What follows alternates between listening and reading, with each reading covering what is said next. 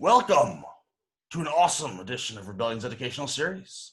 We're here with Nicholas Gans, the Director of Research from Inca Digital.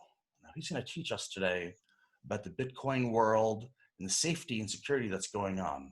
Nicholas, thank you so much for coming on today. Awesome. Thank you so much, Alex. I really appreciate it. Well, my first question is, how safe is a Bitcoin wallet? If I were to open up an account with my friends, the Winklevi's company Gemini, and I were to deposit $10,000 there, is that as safe as a Fidelity account? Could you give some type of relative? Yeah, I mean, that's a great question. And surprisingly, the answer is more multifaceted than you might expect. I think that there are a ton of different security paradigms for wallets, and some of them map on better for different users. So if you are comfortable, if you're a large accredited investor and you're comfortable with, your custodian being Fidelity and that, you want regulatory clarity and all those things, then that it makes sense to go with a custody wallet solution, with a trusted name. Otherwise, if you're an individual and you want to have kind of sovereignty and actually unlock the potential that Bitcoin and cryptocurrencies have unleashed that has not been possible up until now, you're probably going to want to self-custody and maybe even have your own node. Well, tell us about this potential. Yeah, so I think Bitcoin kind of poked a hole in a bunch of dams that we didn't even know existed. And part of that is this idea of having a decentralized monetary system, a way that we can have financial accounts and make transactions with each other without having a trusted third party and doing it through technology. Oh, that's awesome. So we can take our Bitcoin and go to TJ Maxx and use it for everyday purposes. Yeah, so I think that how it ends up playing out is, one thing, but the idea is that this space is enabling people to transact with merchants, to make peer-to-peer transactions, and for businesses and groups of entities Nicholas, to may I transact. interrupt you very quickly? I apologize. Yeah, certainly. The PayPal deal, was that as important as the media and the markets made it out to be in your mind? I think yes and no. I think that it's extremely important as a signal that large payment processors and custody providers are getting into this space and taking things seriously. And no, in that I think that there's always kind of additional hype around how things affect the price of assets directly. So I think there's a little bit of both there. Do you have a view on the current price of Bitcoin at near 20,000 a coin? I am long-term bullish. I don't necessarily know if we'll get rejected at this current all-time high or not. Don't really love to speculate on the price so much. Well, how do you come up with a value for an individual Bitcoin? Do you have a method in your mind, or does your company have one, or any thoughts would be great? Yeah, so our company, we think of ourselves as data infrastructure providers. And so we provide the tools for companies to answer questions exactly like that. And that's what our customers do. They create things like valuation models for assets like Bitcoin. And I would say that there's so many different ways that you can do that. You can look at it through a comparative lens to other macro asset classes. You can also do more of an on-chain analysis and try and understand the value of the network and how it's kind of facilitating the movement of funds. There's lots of different ways to approach that question.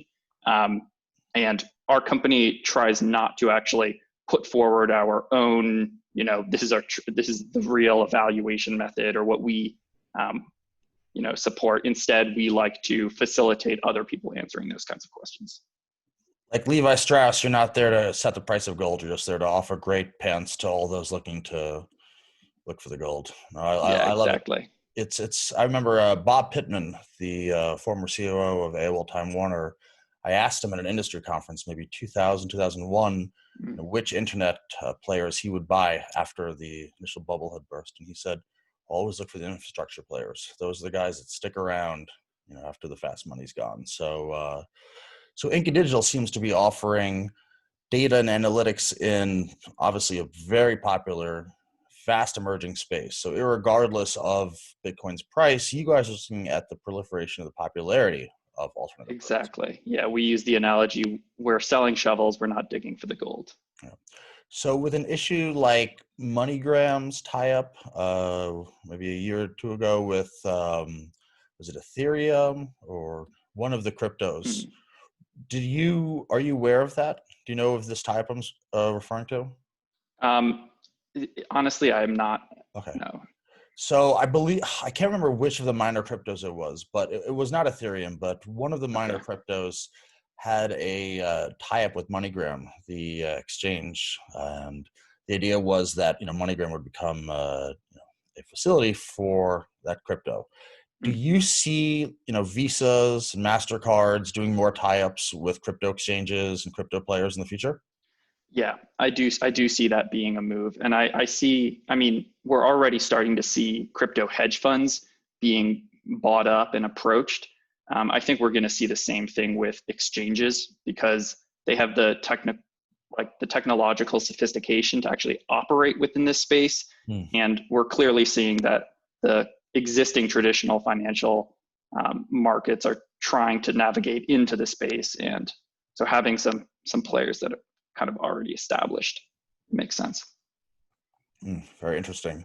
So if there was a frustration that you had with the crypto market right now, what would you say is your biggest frustration with the crypto market? That's a really good question. Um, I don't know. I think that there is frustration in terms of um, kind of where the market pays attention and how funds are still allocated towards projects that maybe spend a lot of money on marketing and um, kind of flashy buzzwords still catch the attention of a lot of people. And it makes sense. It's a very interdisciplinary, complicated ecosystem. But I'm surprised that we don't have even more of a skew towards the technologically superior solutions in the market. So you feel the capital is being allocated too much towards hype and marketing and not towards R&D. Now that's Yeah, a great point. Really a fantastic answer. Thank you so much, Nicholas. certainly. So do you feel that Bitcoin has an advantage over the other cryptocurrencies, or do you see a future with, hundreds, thousands of cryptocurrencies? I don't think Bitcoin will be the only one. I think that there are going to be digital assets in various forms that have, various roles. I think in terms of being a store of value, Bitcoin does have a serious advantage. Whether or not it succeeds in the long run is an open question. But for now, it's the one that is, tried and true. It's proven itself over time to be secure, and it's already got institutional adoption ramping up. The Mt. Gox exchange blow up 2 years ago. What did the industry learn from that? I think that there's been, exchange after exchange blow up. That's a great question because it kind of both highlights and elucidates the reason why disintermediation is really important Mm. and why Bitcoin has this, really important role that it's potentially going to play in our future. It also highlights, how important the on and off ramps are. So yeah, whenever you have a centralized point that is around an organization like a company or a government agency, um, that's a central point of failure.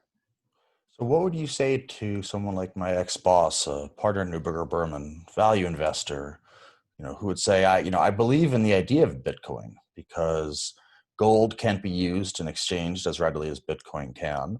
I see a future where all the governments are going to print so much money that every second, essentially, holding a dollar bill or a yen or a euro is going to depreciate. And so you're losing money Yeah. by holding cash. And so in that future, one would expect this cryptocurrency world to really continue to dominate.